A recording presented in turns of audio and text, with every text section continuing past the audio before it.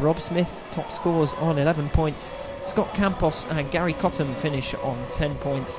Matt Bates and John Resch qualify on 9 in 4th and 5th positions. Trevor Heath and Michael Bovis qualify on 8 points.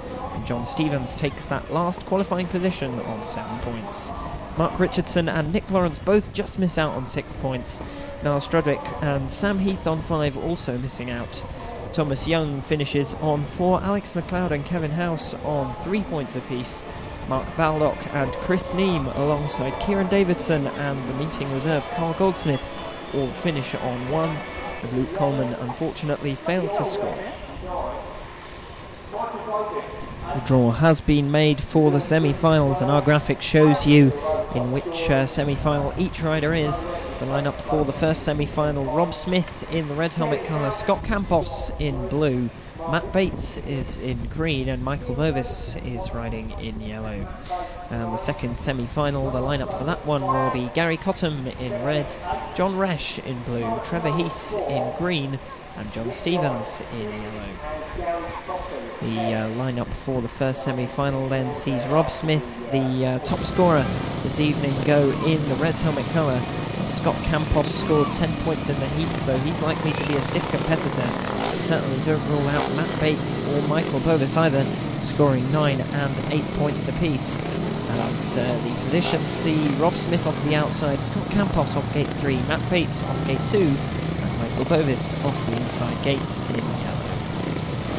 Riders then just hanging back from the tapes. They know this is an important race. There's prize money in today's grand final, and each of the riders here will want to earn something for their evening's work, and a big result here could well guarantee that. The top 2 qualifying then to the memorial final here of this Steve Heath competition, and it's Matt Bates has touched the starting tapes, and that's the worst possible way to ruin your chances in a semi-final.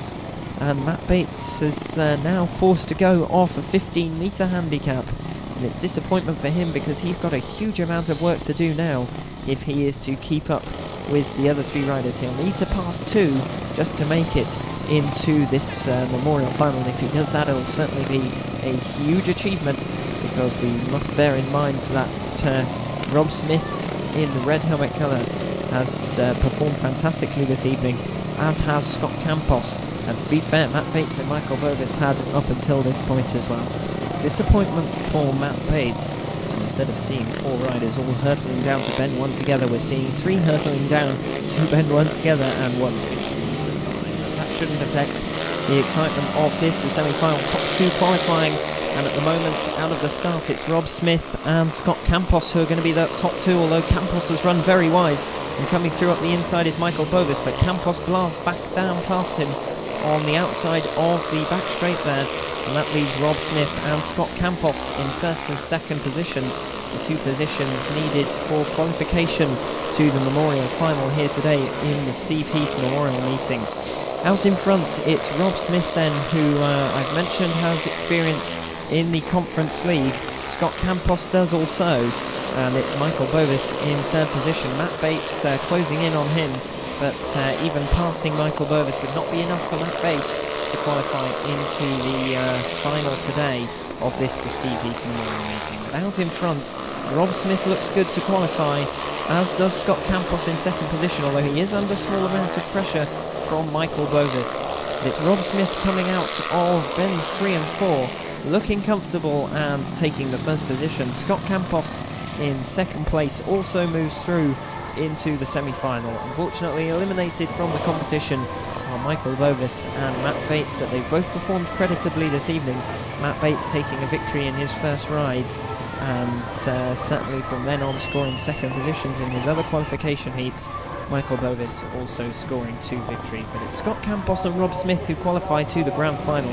Let's see what the second semi-final has in store.